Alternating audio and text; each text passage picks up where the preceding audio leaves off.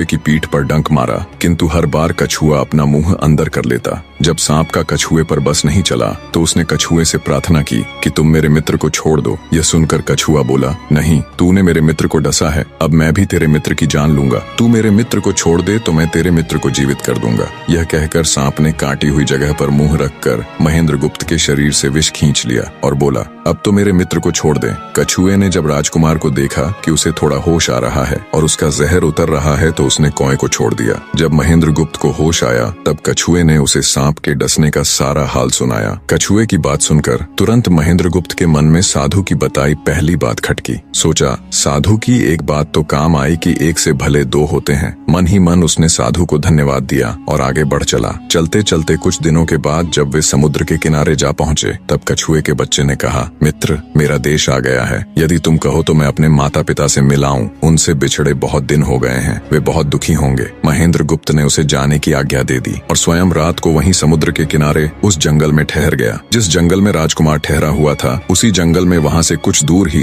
एक ठग का परिवार रहता था। ठग के 2 लड़कियां और 4 बेटे थे। उसकी बड़ी बेटी ज्योतिष विद्या जानती थी। जब भी कोई राहगीर, कोई यात्री उस जंगल से गुजरता और उसके पास कुछ कीमती होता तो ठग की बड़ी बेटी अपनी विद्या से जान लेती थी। आज फिर से उसे बहुत दिनों बाद बहुत से खजाने की महक आई। उसने अपने पिता से कहा, ऐसा प्रतीत होता है कि इस जंगल में एक पथिक आया हुआ है। उस पथिक के पास 4 लाल हैं। यदि तुम लोग उस पथिक को यहाँ ले आओ तो उससे लाल लेना मेरा काम है। यदि वे लाल हमको मिल जाएं तो हम जन्म भर के लिए निहाल हो जाएंगे, परंतु उस पथिक को मारना मत, उसे जीवित ही पकड़ लाओ। ठग अपने बेटों के साथ तुरंत उसकी तलाश में निकल पड़ा। वे थोड़ी ही दूर चले होंगे कि उन्होंने देखा एक आदमी एक पेड़ के नीचे सो रहा है। उसे देखकर उन्होंने सोचा कि यह वही पथिक हो सकता है जिसके पास लाल हैं। वे उसे पकड़कर ले गए और अपनी बड़ी बेटी के हवाले करके बोले, इससे लाल निकलवाना अब तेरा काम है। ठग की बड़ी बेटी ने पूरे आश्वासन के साथ कहा, तुम लोग चिंता मत करो, मैं इससे लाल निकलवा लूंगी। ठग की छोटी बेटी ने जब महेंद्रगुप्त को देखा तो वह दिलोजान से उस पर मोहित हो गई। पहली ही नजर में वो अपना दिल उस नौजवान राजकुमार को दे बैठी। भाइयों के डर से कुछ कह तो न सकी, लेकिन मन ही मन उसको बचाने की युक्ति सोचने लगी। कुछ देर बाद ठग की बड़ी बेटी ने खाना बनाया और उसमें जहर मिला दिया। वही खाना उसने महेंद्रगुप्त को परोस दिया। जब थाली महेंद्रगुप्त के सामने आई तो उसने खाने के लिए निवाला तोड़ जैसे ही उसे खाने को हुआ तभी उसे साधु की कही गई दूसरी बात याद आई। उसने थाली में से थोड़ा सा भोजन निकालकर कुत्ते के सामने डाल दिया। जैसे ही उस खाने को कुत्ते ने खाया वो तुरंत मर गया। यह देखकर महेंद्रगुप्त ने भोजन नहीं किया। उसने अपने मन में सोचा